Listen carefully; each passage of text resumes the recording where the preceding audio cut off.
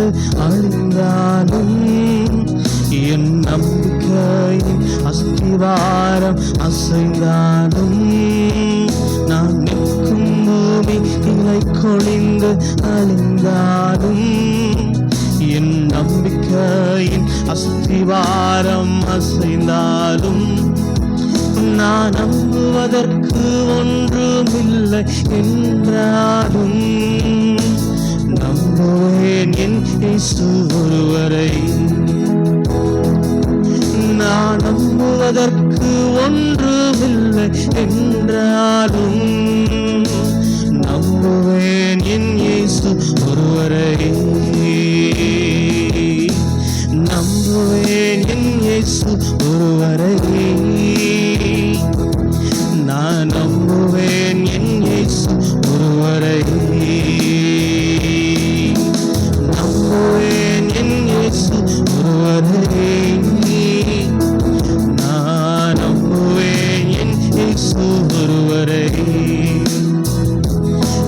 என் பாதையெல்லாம் அந்தகாரம் சூழ்ந்தாலும் வாழ்க்கை முழுவதும் மறுவாழ்வு இல்லை என்றாலும் என் பாதையெல்லாம் அந்தகாரம் சூழ்ந்தாலும் வாழ்க்கை முடிந்தது மறுவாழ்வு இல்லை என்றாலும் என்னை தேற்றுவதற்கு யாரும் இல்லை என்றாலும் நம்புவேன் என் இயேசு ஒருவரை. என்னை தேற்றுவதற்கு யாரும் இல்லை என்றாலும் நம்புவேன் என் இயேசு ஒருவரை. நம்புவேன் என் இயேசு ஒருவரை. நான் நம்புவேன் என் இயேசு ஒருவரை. நம்புவேன் என் இயேசு ஒருவரை. நான் நம்புவேன் என் இயேசு ஒருவரை. நம்புவேன் என் இயேசு ஒருவரை. நான் நம்புவேன் என் இயேசு ஒருவரை. நம்புவேன் என் இயேசு ஒருவரை. நான் நம்புவேன் என் இயேசு ஒருவரை. அல்லேலூயா. சத்தமா அல்லேலூயா சொல்லுங்க. ஆமென். அருமையானவர்களே, இன்றைக்கு தாவீதும் கிருபையும் என்கிற தலைப்பிலே தாவீதை பற்றிய ஒரு சொல்லப்படாத ஒரு பின்னணியை நாம் இன்றைக்கு தியானிக்க போகிறோம். Alleluia. Untold message about David. ஏசாயா 55:4 ஏசாயா தீர்க்கதரிசி மூலம் ஆண்டவர் திருச்சபைக்கு சொல்லுகிறார், தாவீதுக்கு அருளின நிச்சயமான கிருபைகளை நான் உங்களுக்கு உடன்படிக்கையாக ஏற்படுத்துவேன். அதில் ஒரே ஒரு வார்த்தை, தாவீதுக்கு அருளின நிச்சயமான கிருபை. எல்லாரும் வாய்களை திறந்து சொல்லுங்க. ஹல்லேலூயா. ஆமென். அருமையானவர்களே, கிருபை என்பது வேதத்தில் ஆதியாகமத்திலிருந்து வெளிப்படுத்தின வர அந்த கிருபை பரவலாக நிற்கிறது. முதல்ல நோவாவுக்கோ கர்த்தருடைய கண்களில் என்ன செய்தது, அதிலிருந்து இந்த கிருபை வேலை செய்து புதிய ஏற்பாட்டில் ரொம்ப அதிகமாக வேலை செய்து. அல்லேலூயா. தேவன் எல்லாருக்குமே கிருபை கொடுத்தார். ஆனால் அந்த தாவீதுக்குடைய கிருபையை எல்லாருக்கும் கொடுக்கிறார். அதை நித்திய உடன்படிக்கையாக கர்த்தர் ஏற்படுத்துகிறார். அல்லேலூயா. அப்போ அந்த தாவீதுனுடைய வாழ்க்கையிலே கிருபை எப்படி வேலை செய்தது என்பதை நாம் பார்க்கிறோம். புதிய ஏற்பாட்டிலே கிருபை எப்படி வேலை செய்கிறது என்பதையும் நாம் உணர்கிறோம். அல்லேலூயா. கவனிங்க, இது ஒரு அதாவது வேதத்தில் தள்ளுபடி ஆகமம் அப்படின்னு சில ஆகமங்களை ரிஜெக்ட் பண்ணாங்க. ஆனால் அந்த தள்ளுபடி ஆகமத்தை எல்லாம் சேர்த்து இந்த ஆர்சி அல்லது நியூ டிரான்ஸ்லேஷன், அதில் தானியேலின் ஞானம், சாலமோனின் ஞானம், அப்புறம் 1 மக்கபெயர் 2 மக்கபெயர் அப்படின்னு நிறைய புத்தகங்களை சேர்த்து வச்சுருப்பாங்க. ஆனால் உலகத்தில் அதிகமாய் பயன்படுத்துகிற புத்தகங்கள் பைபிளில் வெறும் 66 புத்தகங்கள் தான் இருக்கிறது. அல்லேலூயா. அதனால் சில காரியங்களை, சில புத்தகங்களை, நிறைய சுவிசேஷங்கள் எழுதினாங்க. இயேசு கிறிஸ்துவை குறித்து நிறைய சுவிசேஷங்கள் எழுதப்பட்டது. ஆனால் நமக்கு எத்தனை சுவிசேஷங்கள் இருக்கிறது? வெறும் 4 சுவிசேஷம் தான் இருக்குது. நிறைய பேர் தொடங்கினார்கள்னு லூக்கா எழுதுகிறார். இந்த சரித்திரத்தை நிறைய பேர் என்ன செய்தார்களாம். அப்போ என்னென்னா நடந்துச்செல்லாம் நமக்கு தெரியாது. அப்போ நமக்கு தேவையானதை மட்டும் தேவன் நமக்கு கொடுத்துருக்கிறார். அதுபோல் நீங்கள் பைபிளை படிச்சுட்டு வரும்போது, ராஜாக்கள் எல்லாம் படிச்சுட்டு வரும்போது, இல்லை நம்ம இப்போ கண்டினியூவாக படிக்கிறோம்ல, யோசுவா சூரியனையும் சந்திரனையும் நிறுத்தினது எந்த புத்தகத்தில் எழுதப்பட்டிருக்கிறது? யாசேரின் புத்தகத்தில் எழுதப்பட்டிருக்கிறது அப்படின்னு போட்டிருக்கோம். தாவீதினுடைய நிறைய செய்திகள் காத்தினுடைய பிரபந்தம், காத்துன்னு ஒரு தீர்க்கதரிசி இருந்தா இல்லையா, அவனுடைய பிரபந்தத்தில் எழுதப்பட்டிருக்கிறது. இப்படி தள்ளுபடி ஆகமங்கள் இல்லாமல் நிறைய சரித்திரங்கள் எழுதப்பட்டிருக்கிறது. அல்லேலூயா. ஆனால் நம்முடைய பைபிளில் நமக்கு கொஞ்சம்தான் கொடுக்கப்பட்டிருக்கிறது. தாவீதினுடைய அறிக்கையும் வைத்து சில சரித்திர புத்தகத்தினுடைய சில காரியங்களை வைத்து தாவீதுக்கு எப்படி இந்த கிருபை வேலை செஞ்சிச்சுங்கிறத நம்ம இன்றைக்கு பார்க்க போகிறோம். அல்லேலூயா. ஆமாம், கவனிங்க. தாவீதினுடைய தகப்பன் ஈசாய். தாவீதினுடைய தகப்பன் யாரு? ஈசாய். ஈசாய்க்கு 7 குமாரர்கள். தாவீதுக்கு முன்னாடி ஈசாய்க்கு எத்தனை குமாரர்கள்? 7 குமாரர்கள். அருமையானவர்களே, இந்த ஈசாய் ஒரு பெரிய பணக்காரன். கவனிங்க, பைபிள் யாரும் படிக்காதீங்க. ஈசாய் யாரு? ஒரு பெரிய பணக்காரன். ஏன்னா இந்த ஈசாக்குள்ள அப்பா பேர் என்ன பேரு? அதான் நம்ம யாரு? ஆமாம், வேதத்தை வாசிங்க. 1 ரூத்தின் புத்தகம் 4ஆம் அதிகாரம் 21-22 வசனங்கள். பைபிளை படித்தா தெரிஞ்சுக்கங்க. நீங்கள்லாம் என்னத்தை பண்ணுறீங்கன்னு தெரியல. ரூத்தின் புத்தகம், கவனிங்க. போவாஸ் ஓபேத்தை பெற்றான். சாலமோன் கிடையாது. சாலமோனா? ஆமாம், ஒழுங்காக பார்த்து பைபிளை வாய்ச்சா தான். எனக்கு என்னையும் குழப்பி விட்டுருக்காங்க. சல்மோன் என்னது? போவாஸை பெற்றான். போவாஸ் ஓபேத்தை பெற்றான். ஓபேத் ஈசாயை பெற்றான். ஈசாய் தாவீதை பெற்றான். அல்லேலூயா. அப்போ ஈசாய்க்குள்ள அப்பா பேர் என்ன பேரு? ஓபேத். ஓபேத்துக்குள்ள அப்பா பேர் என்ன பேரு? போவாஸ். கவனிங்க, இந்த போவாஸ் பெரிய பணக்காரன்னு நமக்கு தெரியும். போவாசனுடைய மனைவி பேர் என்ன பேரு? போவாசனுடைய மனைவி பேரு ரூத். கவனிங்க, இப்போ தாவீதனுடைய தகப்பனாகிய ஈசாய் அந்த நாட்களிலே பெரிய பணக்காரனாக இருந்ததுனால அவன் வயது சென்ற பிறகும் அவன் எல்லாராலும் மதிக்கப்பட்டான் என்று 1 சாமுவேல் 17ஆம் அதிகாரம் 12வது வசனம் சொல்லுகிறது. 1 சாமுவேல் 17:12 என்ன சொல்லுகிறது? எல்லாராலும் என்ன, கிழவனாய் இருந்தாலும் என்ன செய்தான்? எல்லாராலும், எல்லாரும் சொல்லுங்க, எல்லாராலும் மதிக்கப்பட்டான். அந்த யூத வம்சத்தில் அங்கே ஒரு சனகரிப் சங்கம் என்கிற ஆலோசனை சங்கத்தில் அவன் ஒரு முக்கியமான ஆலோசனைக்காரனாக இருந்தான்.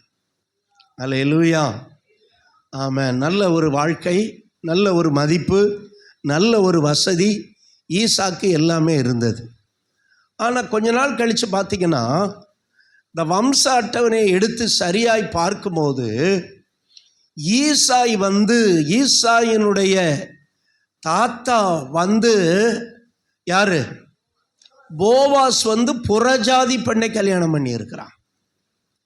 புறஜாதி பெண்ணை அவன் கல்யாணம் பண்ணினால அந்த போவாஸ் மறைவில் வந்த ஈசாய் சனகரிப் சங்கத்தில் இருக்கிறதற்கு தகுதி இல்லாதவனாக தீர்மானிக்கப்படுகிறான். அது மட்டுமல்ல, இவன் ஒரு யூதனாக இருக்கிறதுக்கு கூட என்னல்ல தகுதி இல்லை. ஏன்னா யூதர்கள் அந்த காலத்தில் ரொம்ப ரொம்ப இன்றைக்கு இந்த பிராமின்ஸ்ன்னு சொல்லிக்கிட்டு கேவலப்படுறானுங்கள, அந்த மாதிரி இல்லாமல் யூதர்கள் ரொம்ப தங்களுடைய மதத்திலையும் சரி தங்களுடைய இனத்திலையும் சரி அவங்க ரொம்ப ஆர்த்தடாக்ஸாக இருந்திருக்கிறாங்க. இப்போ என்னாச்சு அப்படின்னா, ஈசாயை கண்டுபிடிச்சிட்டாங்க. ஈசாயினுடைய தாத்தா போவாஸ் ஒரு மோபாபிய பெண்ணை திருமணம் பண்ணினதுனால அந்த வம்சத்தில் வந்த ஈசாய் சனகரிப் சங்கத்தில் இருக்க தகுதி இல்லை. ஒரு யூதனா இருக்கக்கூட அவனுக்கு தகுதி இல்லை என்கிற நிலைமையில அவனை தள்ளிவிட்டார்கள். அவனை என்ன செய்தாங்க? தள்ளிவிட்டாங்க. சரி, சனகரிப் சங்கத்தில் தள்ளிவிட்டா கூட பரவாயில்ல, நீ ஒரு யூதனா இருக்கிறதுக்கு கூட என்னல்ல உனக்கு தகுதி இல்லை. நீ பிரமாணத்தின்படி வாழ வேண்டும், நீ யூதன் என்று நிரூபிக்கப்பட வேண்டும். அல்லது யாராவது ஒரு தீர்க்கதரிசி நீ யூதன்தான் என்று சொல்லணும். ஏன்னா அப்போ எந்த தீர்க்கதரிசி இருந்தார்? சாமுவேல் தீர்க்கதரிசி இருந்தார். நீங்கள் யூதன்தான் என்று நிரூபிக்கப்பட வேண்டும் என்று அவனை ஒதுக்கி வைத்தார்கள். அவனை மட்டுமில்ல, அதோடு கூட அவனுடைய மனைவியையும் ஒதுக்கி வைத்தார்கள் என்று இந்த சரித்திரம் சொல்லுகிறார். இப்போ என்ன செஞ்சிட்டான்? ஈசா எல்லா மதிப்பையும் இழந்தவனாய், மரியாதையும் இழந்தவனாய், தான் இப்பொழுது யூதன் என்று நிரூபிக்கிறதுக்கு ட்ரை பண்ணிக்கிட்டு இருக்கிறான். யூதன் என்று நிரூபிக்கிறதுக்கு என்ன செய்கிறான்? முயற்சி பண்ணி கொண்டு இருக்கிறான். அப்போ அவனுக்கு ஒரு ஐடியா வருது. என்னன்னா, நான் நியாயப்பிரமாணத்தின்படி வாழ்கிறவன், நான் பிரமாணத்தை நேசிக்கிறவன், நான் ஒரு யூதன் என்று அங்கீகரிக்கப்பட வேண்டும் என்று மக்கள் அறிய வேண்டும் என்பதற்காக ஒரு சின்ன ஐடியாவில் என்ன பண்ணுறான்? அவனுடைய வீட்டில் இருந்த வேலைக்காரிய கல்யாணம் பண்ணுறதுக்கு பிளான் பண்ணுறான். இது நான் என்னுடைய கற்பனையில் நினச்சிடாதீங்க, என்னுடைய பின்னணியில் இருந்ததை எடுத்து சொல்கிறது. உங்களுக்கு பிரயோஜனமாக இருக்குமா என்னன்னு எனக்கு தெரியாது. ஆனாலும் கிருபை எப்படி வேலை செய்யுதுங்கிறத நான் உங்கள்கிட்ட இப்போ சொல்லிக்கிட்டு இருக்கிறேன். அல்லேலூயா. கிருபை வேலைக்காரியை கல்யாணம் பண்ண வைக்கிறதா நீ கேட்கக்கூடாது. கிருபை தாவீது வாழ்க்கையில் எப்படி வேலை செய்யுதுங்கிறத சொல்கிறேன். அல்லேலூயா. இப்போ வேலைக்காரிக்கிட்ட போய் சொல்கிறான். அந்த காலத்தில் என்னென்னா இரவில் கல்யாணம் பண்ணிக்கிறாங்க. கல்யாணம் பண்ணிவிட்டு உன்னை அப்போவே நான் டிவோர்ஸ் பண்ணிடுவேன். அப்போ மக்கள் என்ன நாங்கள் கல்யாணம் பண்ண உடனே யூதர்களுக்குள்ளே அந்த கிராமத்தில் பெத்லகேமில் ஒரு பெரிய ப்ராப்ளம் உண்டாகும். என்னன்னா, ஈசா வேலைக்காரி என்ன பண்ணிட்டான்? கல்யாணம் பண்ணி. ஏன்னா வேலைக்காரிகள் யூதர் பெண்களாக இருக்க மாட்டாங்க. அவங்க வேற்றினத்தவர்கள் தான் இருப்பாங்க. அதனால் கானானிய பெண்ணாக கூட இருக்கலாம். மேபி கானானிய பெண்கள் தான் அதிகமாக யூதர்களுக்கு வேலை செய்ய வருவாங்க, வேலைக்காரிகளாக வருவாங்க. கல்யாணம் பண்ண உடனே பிரச்சனை வரும். உடனே நான் டைவர்ஸ் பண்ணிடுவேன். அப்போ எல்லாரும் என்ன நினைப்பாங்க?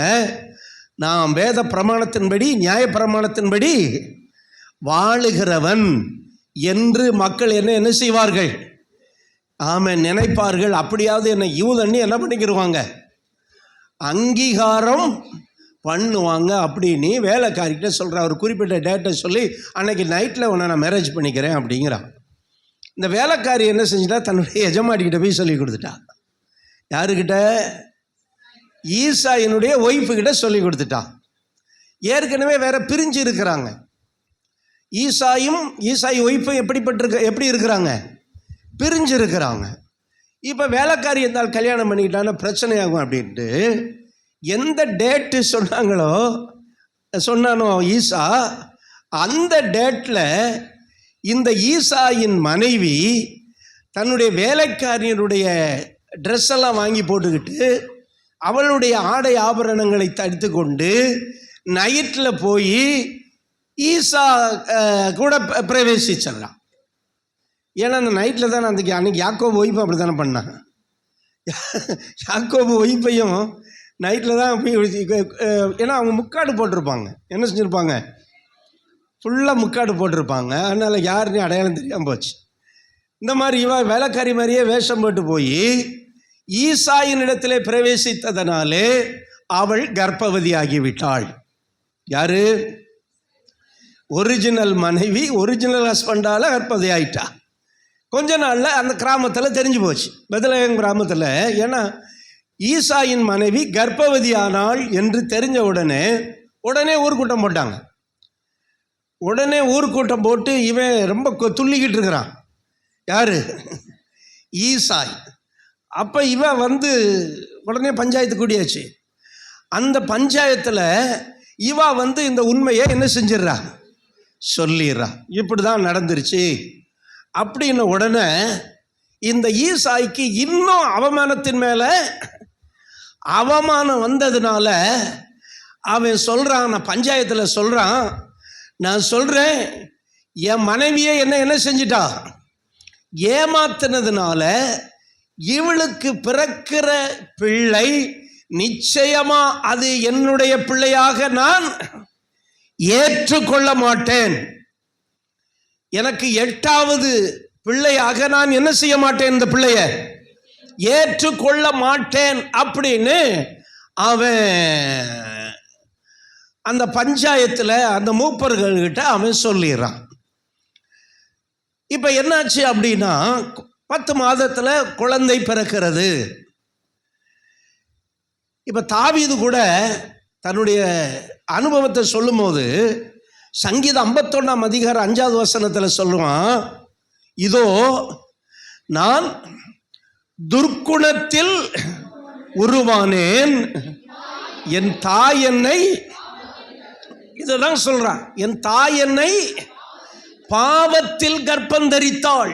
அவள் செஞ்சது ஒருவேளை சரியா தவறானி நமக்கு தெரியாது, ஆனால் மேலோட்டமாய் பார்க்கும்போது அது என்னதான், அது தவறு. ஏன்னா ஆள் மாறி போன அந்த தாமார் யூதா கிட்ட போனா பார்த்தீங்களா, அந்த மாதிரி தாமார் யார்? யூதாவுக்கு மருமகா. இவ வேசி மாதிரி ஆக்ட் பண்ணி வேசி ஆபரணம் தரித்து அவள் பிரவேசித்ததுனால அங்கே பிரச்சனை ஆகி போச்சு பாருங்க. அதனால் இப்போ என்னாச்சு அப்படின்னா ஈசா என்ன சொல்கிறா, இவளுக்கு பிறக்கிற குழந்தைய நான் என்ன செய்ய மாட்டேன், ஏற்றுக்கொள்ள மாட்டேன் அப்படின்னு தீர்மானம் பண்ணுறான். இப்போ அவன் தீர்மானம் பண்ணதுனால அவளும் என்ன செய்கிறா அப்படின்னா, ஈசாயினுடைய மனைவியும் என்ன செய்கிறா அப்படின்னா, இந்த குழந்தையை நான் என்னுடைய குழந்தையாக நானும் ஏற்றுக்கொள்ள மாட்டேன். அதனால தான் சங்கீதம் 27:10 மனப்பாடமாக சொல்லுங்க பார்க்கலாம். என் தகப்பனும் என் தாயும் என்னை கைவிட்டாலும் கர்த்தர் என்னை சேர்த்து கொள்ளுவார்னு தாவீது அங்கே மென்ஷன் பண்ணுறான். கைவிட்டாலும் அல்ல, நம்ம தமிழில் தான் அப்படி கைவிட்டாலும் அப்படின்னு எழுதியிருக்குது. மற்ற டிரான்ஸ்லேஷனில் என் தகப்பனும் என் தாயும் என்ன செய்தார்கள், என்னை கைவிட்டார்கள், என்னை கைவிட்டார்கள். கவனிங்க, இப்போ தாவீது பிறக்கிறான், அவன் வளர்றான். ஆனால் அவனுடைய அண்ணன்மார் எத்தனை பேர்? அவனுக்கு 7 அண்ணன்மாரும் இவன் அங்கீகாரம் பண்ணல. இவனை ஒரு அடிமையா வளர்க்குறாங்க, இவனை ஒரு அடிமையா வச்சிருக்கிறாங்க. இவன் அண்ணமாரு அப்பா எல்லாம் வீட்டில் டேபிளில் உட்காந்து சாப்பிட்டா இவனை கூட்டி உட்காந்து சாப்பிட வைக்க மாட்டாங்களாம். அவனுக்கு தூரத்தில் அந்த வீட்டு மூலையில் அவனை சாப்பிட விட்டுருவாங்க. அவங்க ஈசா கூட என்ன செய்தான், அவனுடைய 7 பிள்ளைகளையும் மூத்த பிள்ளைகளையும் நல்லா படிக்க வச்சான். ஆனால் தாவீதை மட்டும் எங்க அனுப்பிட்டான்? ஏன்னா இவன் தாவீதை எப்படி ஏத்துக்கல. அதனால தான் தாவீது சொல்றான் பாருங்க, சங்கீதம் 69:8 யாராவது வாசிங்களேன். சங்கீதம் 69:8.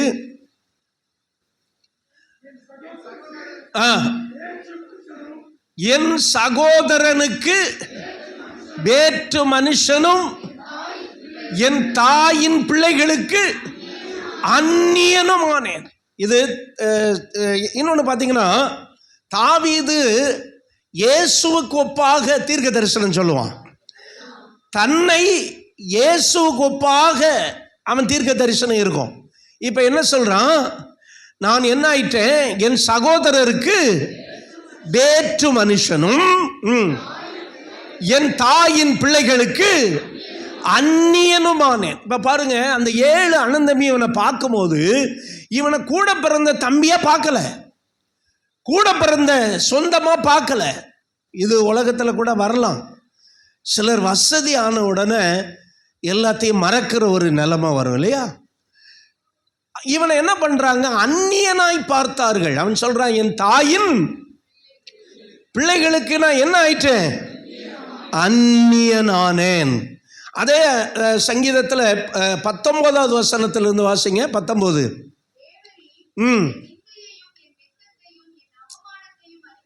பாருங்க, தேவரீர் என் நிந்தையையும் என் வெட்கத்தையும்.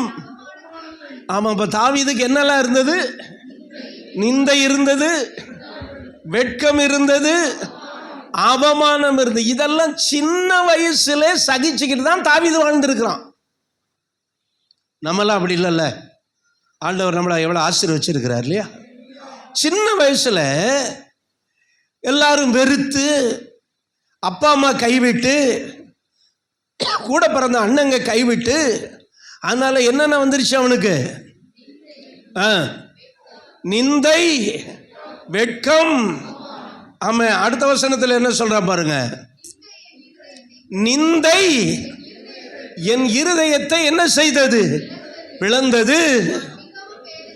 நான் மிகவும் வேதனைப்படுகிறேன், எனக்காக பரிதபிக்கிறவன் உண்டோ என்று பார்த்திருந்தேன், ஒருவனும் இல்லை. கவனிங்க, இந்த தாவீதனுடைய ஹிஸ்டரியில் என்ன சொல்றாங்கன்னா, தாவீது ஊருக்குள்ள வந்தாலே எல்லாரும் அவனை விரட்டுவாங்களாம், வெறுப்பாங்களாம். சரி, குடும்பத்தில் தான் அப்பா அம்மா கைவிட்டுட்டாங்க, அண்ணன்மார் கூட வேற்று மனுஷனை போல நினைக்கிறாங்க. சரி, ஊர்லையாவது நமக்கு ஆறுதல் சொல்ல ஆட்கள் இருப்பாங்கன்னு போனா, அந்த ஊர் மக்கள் கூட தாவீதை வெறுத்து ஒதுக்குவாங்கன்னு சொல்றாங்க. ஊர்ல பேசுறவங்க அவன் சொல்றான், நான் அநேகருக்கு பழமொழி அவனேன் அப்படின்னு சொல்லுவான். எல்லாரும் யாரை பத்தி பேசுவாங்களாம்? என்னப்பா அந்த தாவீது பிரச்சனை, இந்த ஈசா பிரச்சனை இன்னும் முடியலையா?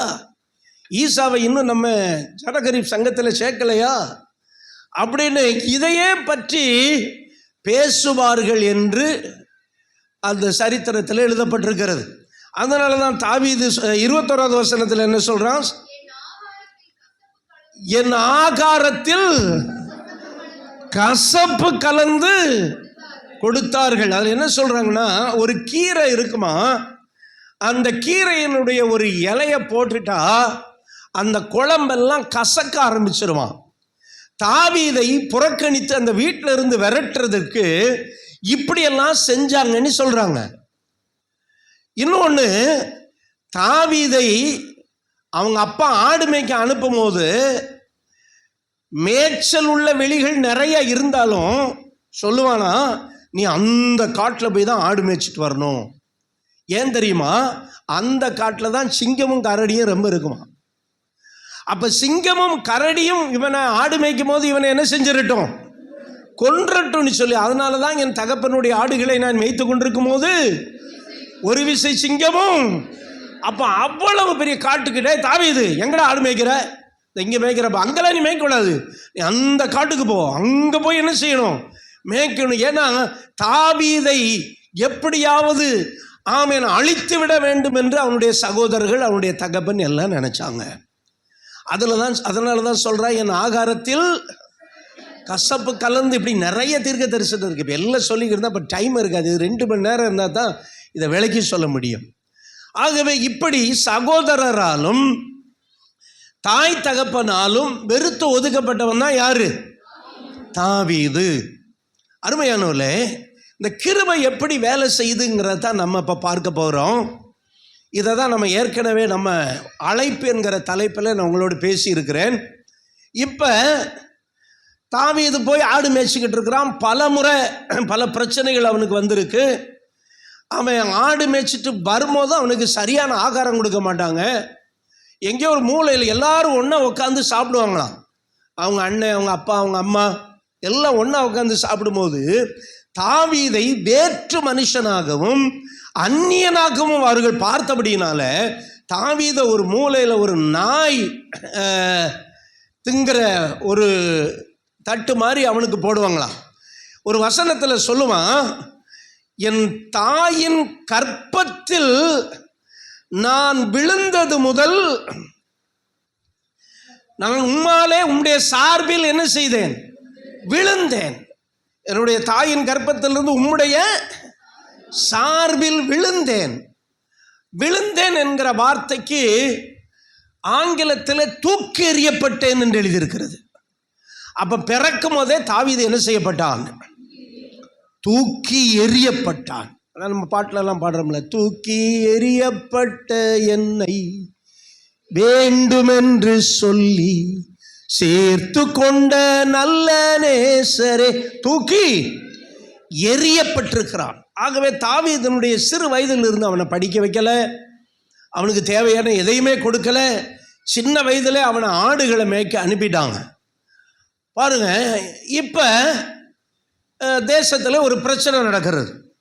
தேசத்தில் என்ன பிரச்சனைனா, தாவீது சவுல் தேவனுக்கு பிரியமில்லாததை செஞ்சதுனால கர்த்தர் சாமுவேல்கிட்ட சொல்றாரு, நான் எனக்கு பிரியமான ஒருவனை நான் தேர்ந்தெடுப்பேன். அல்லேலூயா. அதனால நீ இப்ப என்ன பண்ணு, உன் கொம்பை தைலத்தால் என்ன செய்து கொள். 1 சாமுவேல் 16 அதிகாரத்தை எடுத்துக்காங்க. அதுல இருந்து நம்ம கொஞ்சம் பார்க்க போகிறோம். 1 சாமுவேல் 16. உன் கொம்பை என்ன செய்து கொள், தைலத்தாலே நிரப்பிக்கொண்டு எங்கே போ, பெத்லகேமியனாகிய ஈசாயின் வீட்டிற்கு உன்னை அனுப்புவேன். அவர்களில் குமாரர்களில் ஒருவனை நான் ராஜாவாக தெரிந்து கொள்ளப் போகிறேன் என்று சாமுவேலை கர்த்தர் எங்க அனுப்புறாரு சொல்லுங்க, கொஞ்சம் வாய் திறந்து எல்லாரும் சொல்லுங்க, எங்க அனுப்புறாரு? ஈசாயின் வீட்டுக்கு அனுப்புறார். ஈசாயின் வீடு எங்க இருக்கு? பெத்லகேமில் இருக்குது. இப்ப சாமுவேல் ஈசாயின் வீட்டுக்கு வரும்போது, அல்லது கவனிங்க, சாமுவேல் பெத்லகேமுக்கு வரும்போது அந்த பட்டணத்து மூப்பர் எல்லாரும் எப்படி வந்தாங்களா? தத்தளிப்போடு அவனுக்கு எதிர்கொண்டு. ஏன் தத்தளிப்போட வந்தாங்கன்னா, ஒரு பிரச்சனைங்க இருக்கு. என்ன பிரச்சனை? ஈசா பிரச்சனை. ஈசா இப்பொழுது சனகரிப் சங்கத்திலிருந்தும் யூத குலத்திலிருந்தும் அவன் என்ன செய்யப்பட்டிருக்கிறான்? ஒதுக்கி வைக்கப்பட்டிருக்கிறான். அப்போ இதுதான் அவங்க பேச்சாவே இருக்கிறது. இதை குறித்து தான் பேசிக்கிட்டே இருக்கிறாங்க. இப்போ சாமுவேல் பெத்லகேமுக்கு வரும்போது அந்த பெத்லகேமில் உள்ள மூப்பர்கள்லாம் எப்படி ஆயிட்டாங்களாம்? என்ன பிரச்சனைக்கு வர்றாருன்னு தெரியலையே, பிரச்சனை என்ன பெருசாகுமோ அப்படின்னு தத்தளிப்போடே வந்தார்கள். அருமையானவர்களே, இப்போ சாமுவேல் என்ன சொன்னா, நான் உங்களோட என்ன செய்ய போறேன்? சமாதானமா பலியிடுறதுக்கு என்ன செய்தேன்? நான் வந்தேன். இப்போ நீங்க என்ன பண்ணுங்க, என்ன செய்யணும்? எல்லாரும் என்ன செய்யணும்? உங்களை என்ன செய்து கொள்ளுங்கள், எல்லாம் பரிசுத்தம் பண்ணிக்கிட்டு என்னோடு கூட என்ன செய்யுங்கள்? பலி விருந்திற்கு வாருங்கள் அப்படின்னு அந்த ஊரு ஃபுல்லாக அழைக்கிறான். அல்லேலூயா சொல்லுங்க. இப்போ தீர்க்கதரிசி வந்துட்டாரு ஊருக்கு. தீர்க்கதரிசி வந்த உடனே அங்கே ஒரே கலக்கமும் ஒரு பக்கம், இன்னொரு பக்கம் மகிழ்ச்சியும் ஒரு பக்கம். அல்லேலூயா. இப்போ சாமுவேல் சொல்கிறான், சரிப்பா எல்லாரும் உங்களை என்ன செய்து கொள்ளுங்கள், எல்லாரும் என்ன செய்து கொள்ளுங்கள், பரிசுத்தம் பண்ணி கொள்ளுங்கள். ஈசாயின் வீட்டில் என்ன என்ன என்ன வரப்போகுது, பலி விருந்து வரப்போகிறது. இதுதான் 2-3 வாரத்துக்கு முன்னாடி ஆண்டவர் உணர்த்தினார். ஒவ்வொரு வீட்லையும் 1/2 மணி நேரம் துதிக்கணும், அந்த வீட்டில் தர்ற சாப்பாட்டை சாப்பிட்றணும். அல்லேலூயா. அது ஒரு விருந்து. அப்படி தான் நடந்துக்கிட்டு இருக்கு, இன்றைக்கி இருக்குது. அதுக்கு ஒரு சிலர் வருவாங்க, இந்த ஒரு சிலரை வச்சு நம்ம துதிக்கலாம். அல்லேலூயா. ஏன்னா எல்லோரும் வருவாங்கன்னு நம்ம எதிர்பார்க்க முடியாது. ஆனால் பெத்லகேமுக்கு எப்படி வந்திருந்தாங்க, அந்த ஊர் மக்கள் எல்லாம் என்ன செஞ்சாங்க, வந்தாங்க. இப்போ ஈசாயின் வீட்டில் என்னது, ஆமென், பலி எல்லாம் ரெடி ஆகியாச்சு, சாப்பாடு எல்லாம் ரெடி ஆகிடுச்சு. இப்பொழுது சாமுவேல் என்ன சொல்கிறான், நான் உன் குடும்பத்திலேருந்து என்ன பண்ண போகிறேன், ஒரு ராஜாவை அபிஷேகம் பண்ண போகிறேன். உன்னுடைய பிள்ளைகளை எல்லாம் என்ன செய்ய, பரிசுத்தம் பண்ணி என்ன பண்ணு, அவங்கள பலி விருந்துக்கு அழைப்பா அப்படின்னு சொன்னான். உடனே என்ன பண்ணான், இந்த ஈசா 7 பேரையும் பரிசுத்தம் பண்ணி கொண்டு வந்துட்டான். அவங்க அங்கங்கே இருந்தவங்களெல்லாம் என்ன செஞ்சிட்டான். அதில் 3 பேர் ரொம்ப முக்கியமானவங்க. அது யார் யார், எலியாப்பு, அமினதாப், ஷம்மா. இந்த 3 பேரும் வெரி இம்பார்ட்டன்ட் பர்சன்.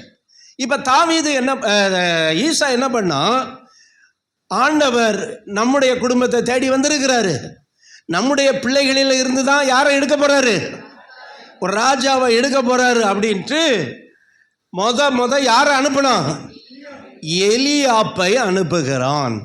ஆள் ரொம்ப வாட்ட சாட்டமாக இருப்பான், ஏன்னா மிலிட்ரி மேன் இல்லையா.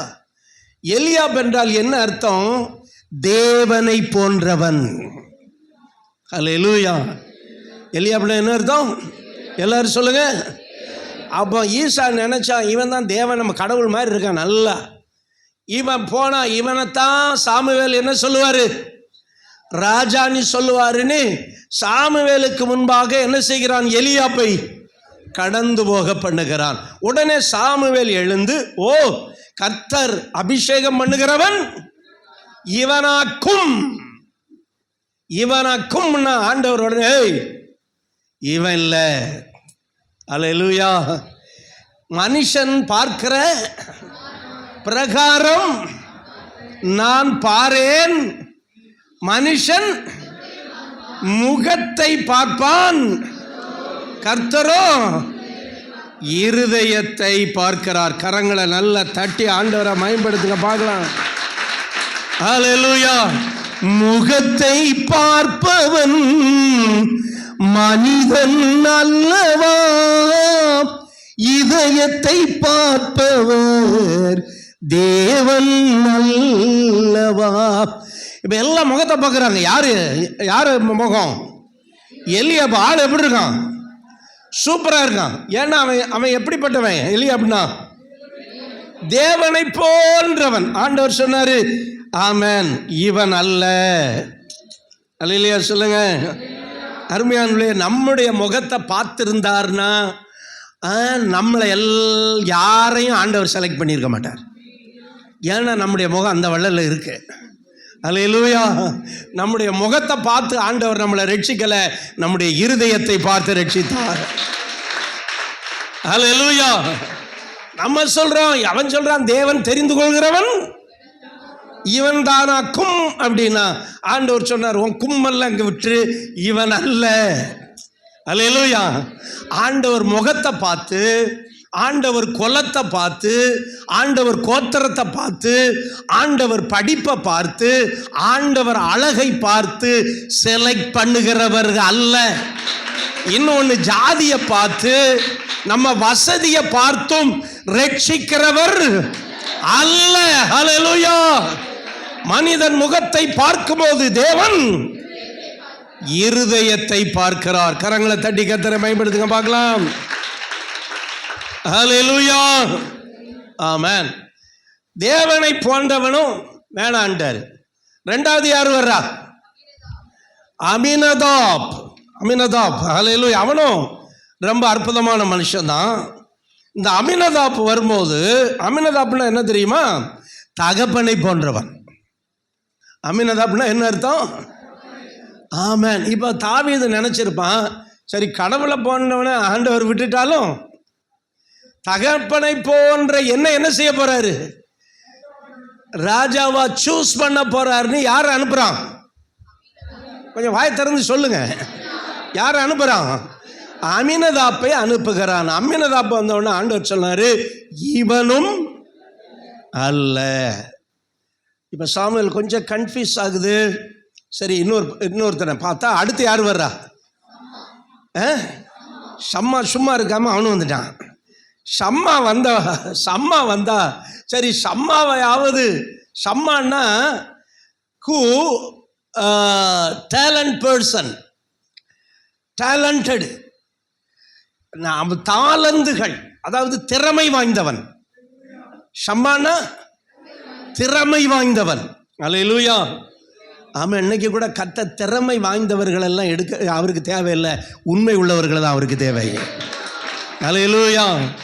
யாரெல்லாம் உண்மையாக இருக்கிறாங்களோ அவர்கள் தான் அவருக்கு தேவை. ஒழிய நான் பெரிய டேலண்ட் வச்சுருக்கிறேன், நான் பெரிய படிச்சிருக்கிறேன், இதெல்லாம் தேவை கிடையாது.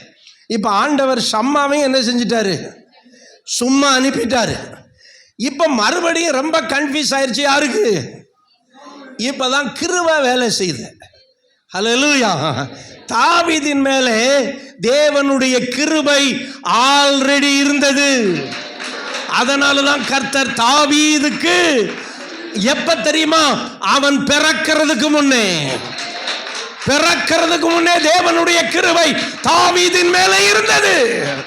ஹல்லேலூயா. நான் இதை முதல் வாரத்தில் உங்களுக்கு சொல்லியிருப்பேன். நம்ம பிறக்கும் போதே அவருடைய கிருபை நம்மோடு இருக்கிறது.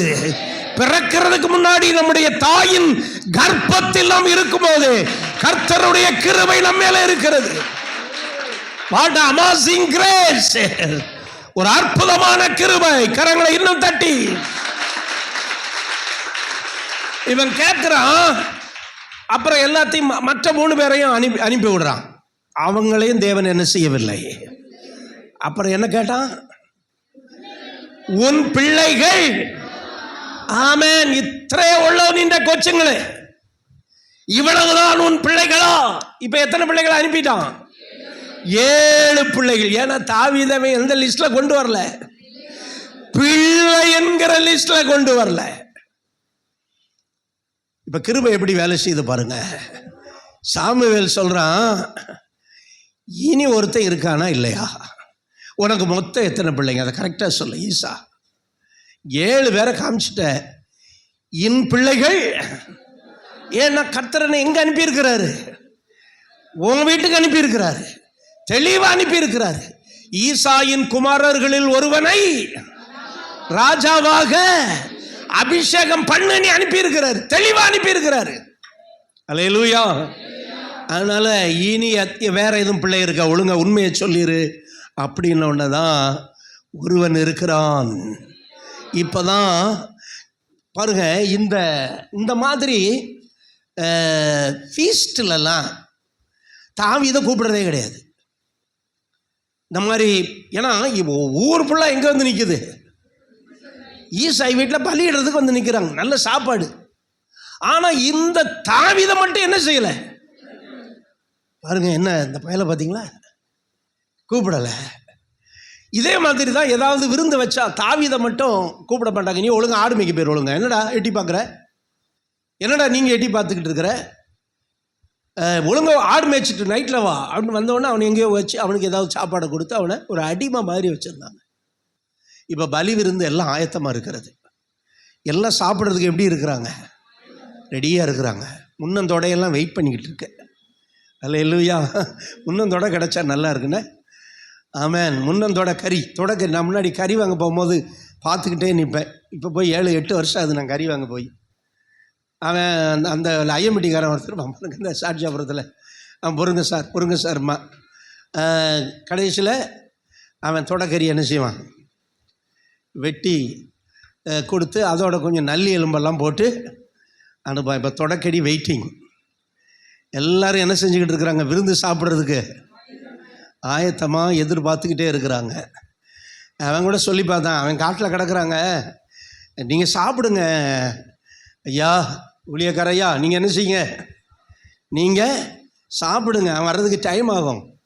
அவனை போய் கூப்பிடுறீங்க, அவன் இனி க்ளீன் பண்ணி அவன் வரணும்னா ரொம்ப கஷ்டம். அவன் என்ன சொன்னான்? அவன் வரும் மட்டும் நான் பந்தி இருக்க மாட்டேன். கரங்களை தட்டி கர்த்தரை மகிமைப்படுத்துங்க பார்க்கலாம். நான் சொல்கிறேன், ஆமென். கிருபை இப்படி தான் வேலை செய்யும். தேவனுடைய அமாசிங் கிரேஸ் இப்படி தான் வேலை செய்யும். தேவன் உங்கள் மேலே வைத்த கிருபை வரும் நாட்களில் வெளிப்படும் போது இப்படிதான் அது வெளிப்படும். ஹல்லேலூயா.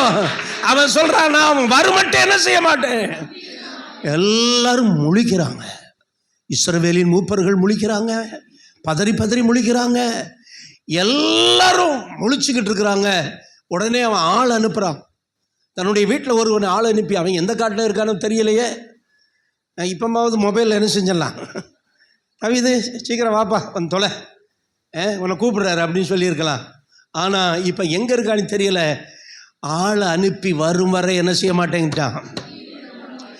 நான் சொல்கிறேன், கிருபை உங்களுக்குள்ளே இருக்குமானால் உங்களுக்காக நிறைய ஆசீர்வாதங்கள் காத்திருக்கும். கிருபையில் வாழ்கிற தேவனுடைய பிள்ளையே, உங்களுக்காக நிறைய ஆசீர்வாதங்கள் இன்னும் காத்திருக்கிறது. ஹல்லேலூயா. இன்னும் காலங்கள் போகல, இன்னும் வயசாகல, இன்னும் நாட்கள் போகல, இன்னும் நிறைய ஆசீர்வாதங்கள் வெயிட்டிங் ஃபார் யூ. எத்தனை பேர் விசுவாசிக்கிறீங்க? ஆமென். அபிஷேகம் காத்திருக்கிறது, வல்லமை காத்திருக்கிறது, வரங்கள் காத்திருக்கிறது. தேவன் திடீர்னு சாமுவேலை போல சில அபிஷேகத்தின் ஆவியானவர் நம்முடைய சபைக்கு வருவார். யாரெல்லாம் கிருபை பெற்றிருக்கிறாங்களோ அவர்களை எல்லாம் நிரப்புவார். The unexpected miracle going to happen our church. விசுவாசிக்கிறவங்க மட்டும் கரங்களை தட்டு. இப்ப பார்க்கிறதுக்கு சபையும் பைத்தியக்காரத்தனமா தெரியும், சபை நடத்துகிற நானும் சிலருக்கு பைத்தியக்காரத்தனமா தெரிகிறேன், நான் சொல்ற அறிவிப்பும் உங்களுக்கு பைத்தியக்காரத்தனமா தெரியும். ஆனால் கிருபை பெற்றவர்களுக்கு சில blessings is waiting. Hallelujah. Call for waiting. Call என்ன செஞ்சு எதில் இருக்குது? வெயிட் பண்ணிக்கிட்டு இருக்குது. ஒரு நாள் வரும். அதுக்கு தான் தேவன் இப்பவுமே சில ப்ரிஃபரன்ஸை நம்ம கொடுத்துக்கிட்டு இருக்காரு. பார்த்தீங்களா? ஹல்லேலூயா. ஆமென். இந்த புதன்கிழமை ஜெபத்தில் நான் சொன்னேன், கர்த்தர் God going to do something, some miracle this prayer. Hallelujah. சும்மா வேலை இல்லாமல், பாஸ்டருக்கு வேலை இல்லாமல் வைக்கல. ஆண்டவர் உணர்த்துறார், இந்த ஜெபங்களில் சில அற்புதங்கள் வரும் நாட்களில் நடக்கும். ஏன்னா இது லாங் ப்ராசஸ். பார்த்தீங்களா? ஆமென். அப்போ தேவன் சில காரியங்கள் நமக்காக காத்திருக்கிறது. நான் சொல்கிறேன், இன்னைக்கு ஆராதனைக்கு வந்திருக்கிற கர்த்தருடைய பிள்ளையே, உங்களுக்காக சில ஆசீர்வாதங்கள் காத்திருக்கிறது. அந்த ஆசீர்வாதங்கள் சொல்லும், இவனுக்கு நான் இது போகும் வர இந்த இடத்தை விட்டு போக மாட்டேன். ஹல்லேலூயா. நிறைய பேர் சொல்லியிருப்பாங்க, எங்க ஐயா தீர்க்கதரிசி ஐயா ரொம்ப லேட்டாக வர்றதுக்கு, நீங்கள் சாப்பிடுங்க ப்ளீஸ், சாப்பிட்டுட்டு என்ன செய்யுங்க, இடத்த காலி பண்ணிட்டு போங்க. போக மாட்டேன், அவன் வரும் வர போக மாட்டேன். நான் சொல்கிறேன், நிறைய ஆசீர்வாதங்கள் இந்த சபைக்கு காத்திருக்கிறது, இந்த சபை மக்களுக்கு காத்திருக்கிறது. இந்த சபையில் உண்மையாய் ஆமென் செயல்படுகிறவர்களுக்கு சில ஆசீர்வாதங்கள் வெயிட்டிங் லிஸ்ட்டில் இருக்கிறது. அது வரும். ஆமென். எத்தனை பேர் விசுவாசிக்கிறீங்க? ஆமென். இப்போ தாவீது வருகிறான். ஹல்லேலூயா. இங்கே உள்ளவன்லாம் எப்படி இருக்கான்? பரிசுத்தம் பண்ணி ஃபீஸ்ட்டுக்கு எப்படி இருக்காங்க? நல்லா நீட்டாக ட்ரெஸ் பண்ணி எல்லாம் இருக்கிறாங்க. ஆனால் அந்த தாவீது எப்படி வர்றான்? பரட்ட தலை,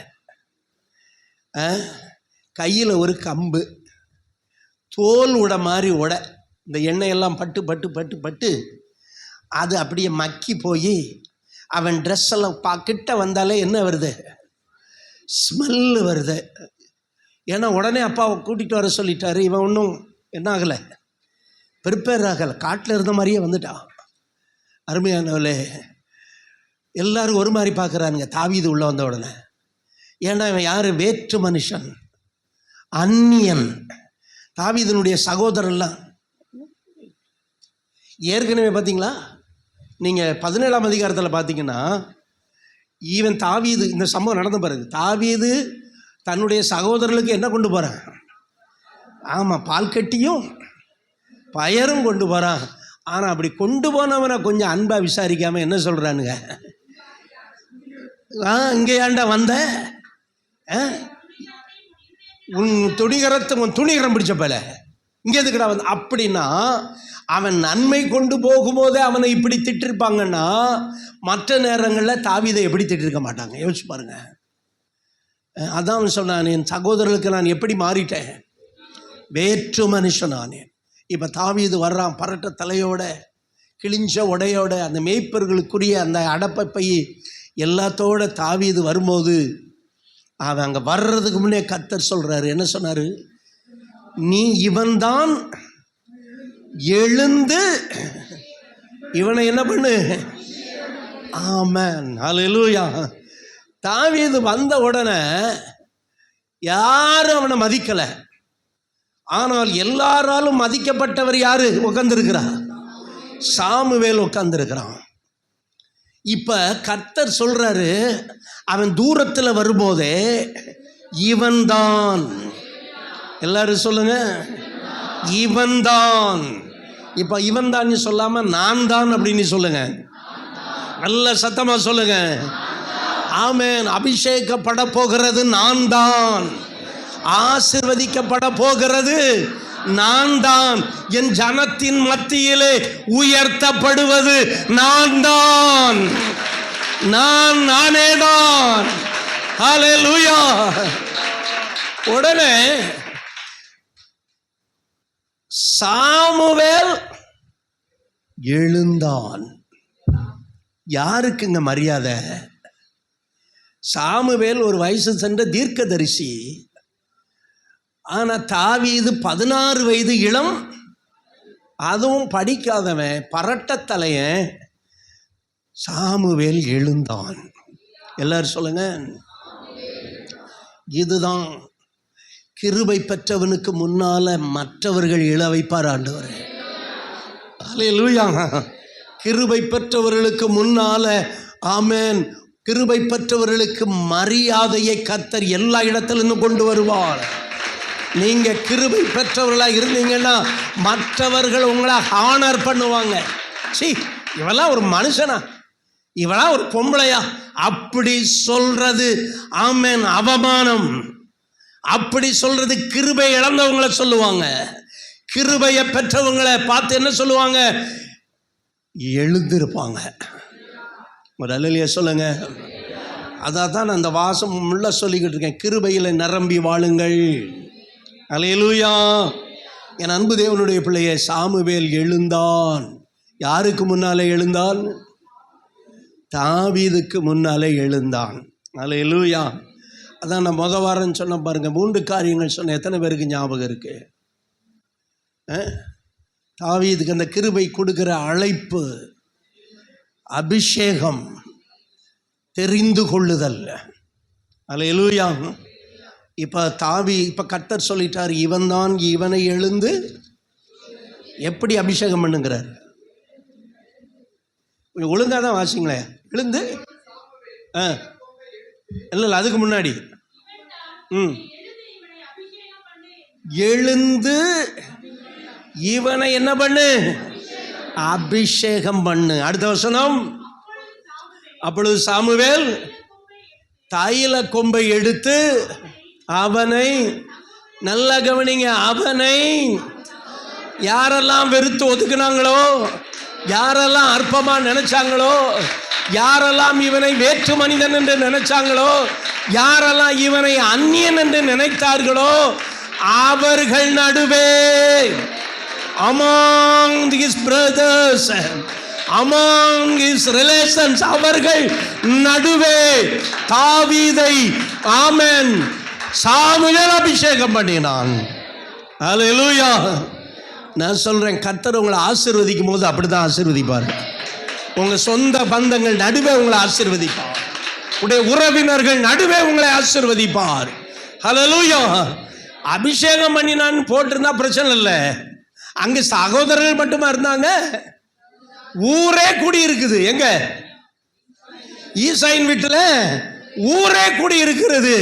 ஆனால் அவன் சொல்றான், வேதம் சொல்லுகிறது, சாமுவேல் எழுந்து தைல கொம்பை எடுத்து தன் சகோதரர்கள் நடுவிலே, இந்த சகோதரர்கள் தான் இவரை அற்பமாய் நினைத்தார்கள். இப்ப ஈசாய் பார்த்தான், எந்த சகோதரர்கள் ஆமென் அபிஷேகம் பண்ணப்படுவார்கள் என்று நினைத்தோமோ அவர்கள் என்ன செய்யப்படவில்லை, அபிஷேகம் பண்ணப்படவில்லை.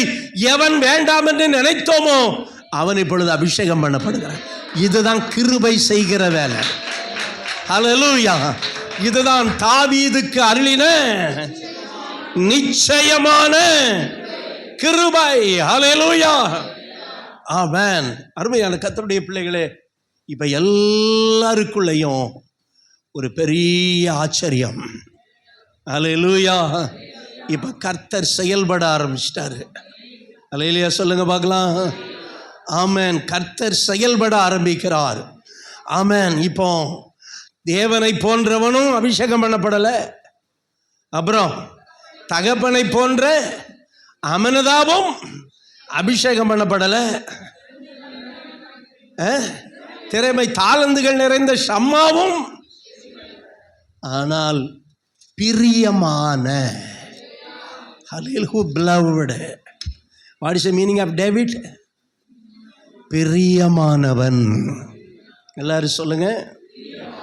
அவன் தாவீதுக்கு 2 அர்த்தங்கள் சொல்லப்படுகிறது. ஒன்று பிரியமானவன், இன்னொன்று அன்புள்ளவன்.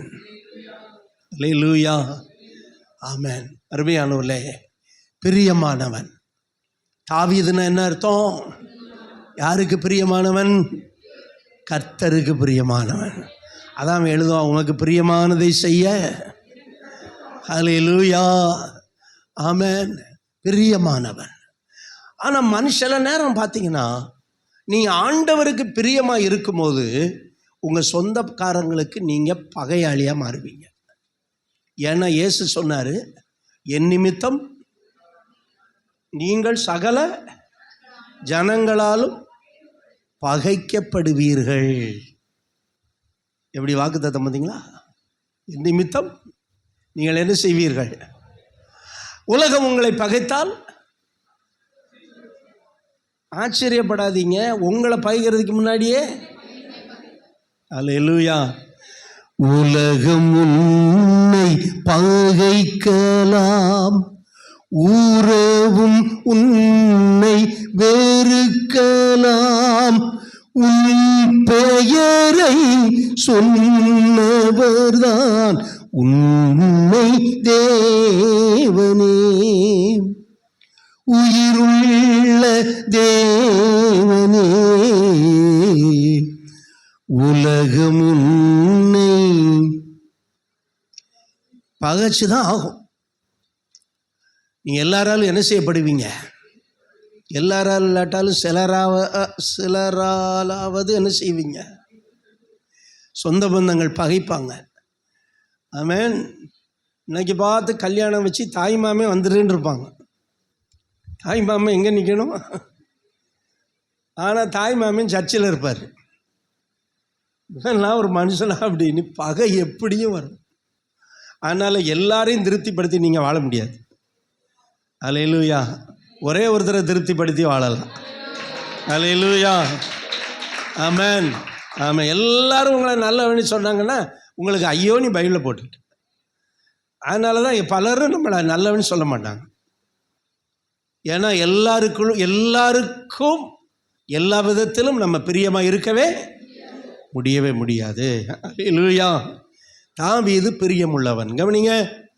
ஆமென். இப்படியாக தாவீது சகோதரர்கள் நடுவிலே அவன் அபிஷேகம் பண்ணப்பட்டான்.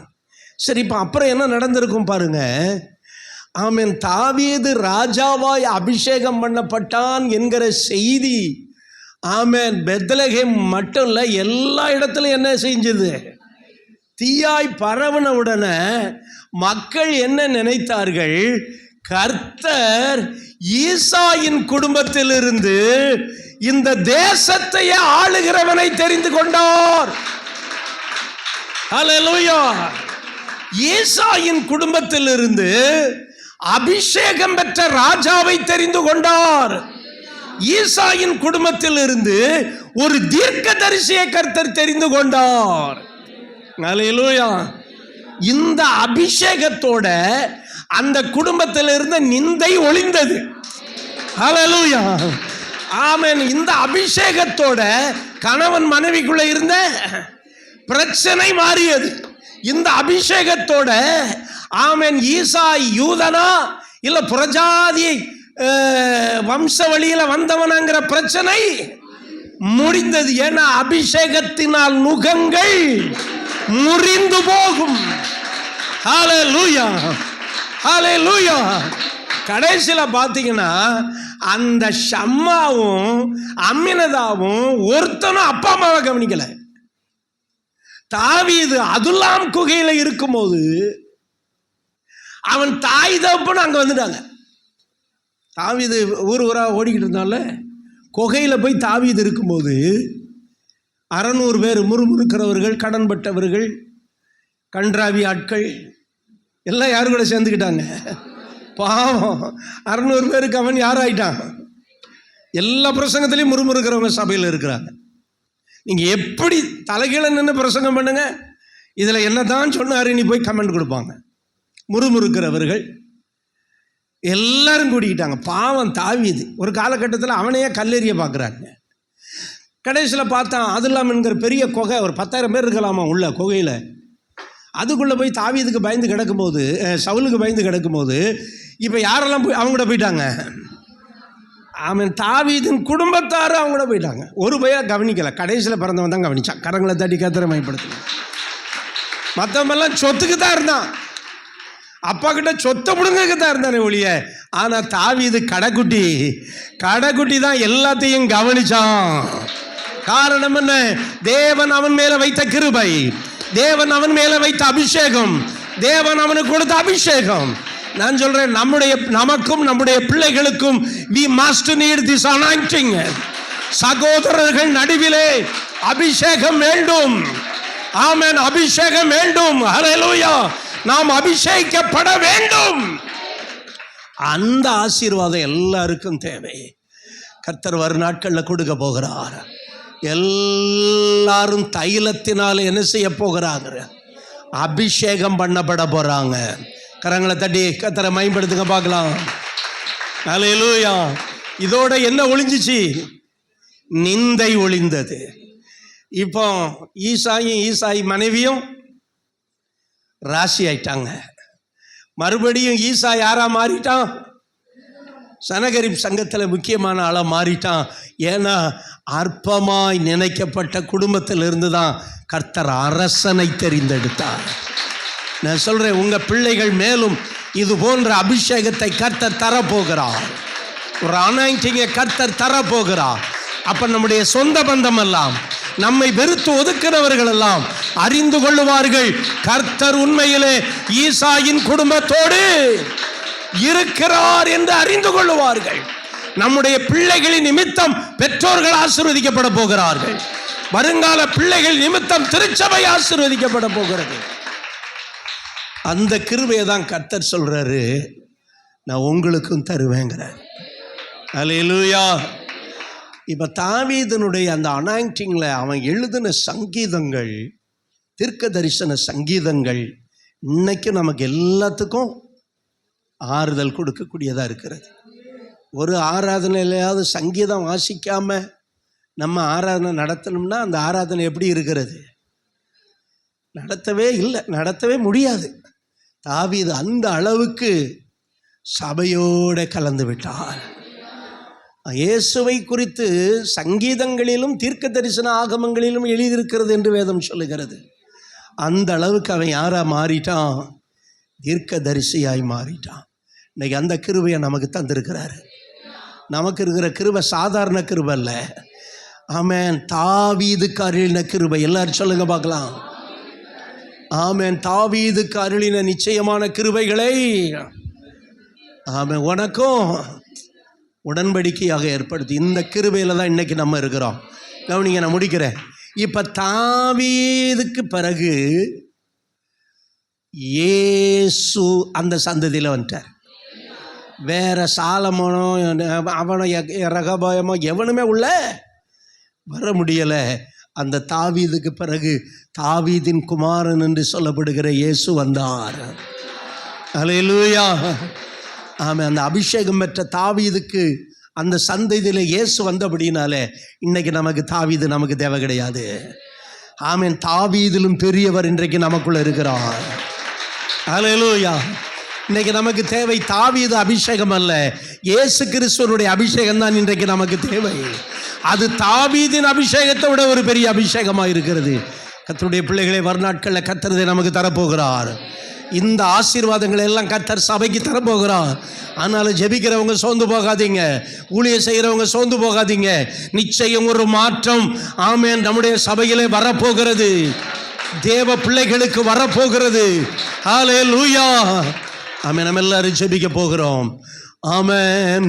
தாவீது கருளின மாக்கிருபை தாசராம் நமக்குமே திடுவார். தாவீது கருளின கிருபை தாசராம் நமக்குமே திடுவார். எலிசாவை போல் 2 மடங்கு 2 மடங்கு வல்லமையால் நம்மை அபிஷேகிப்பார். கிருபை கிருபை கிருபை நம்மை அபிஷேகிப்பார். வல்லமையால் நம்மை அபிஷேகிப்பார். கிருபையினால் நம்மை நிரப்பிடுவார். கிருபையினால் நம்மை நிரப்பிடுவார். கிருபையினால் கரங்களை தட்டி கிருபையினால்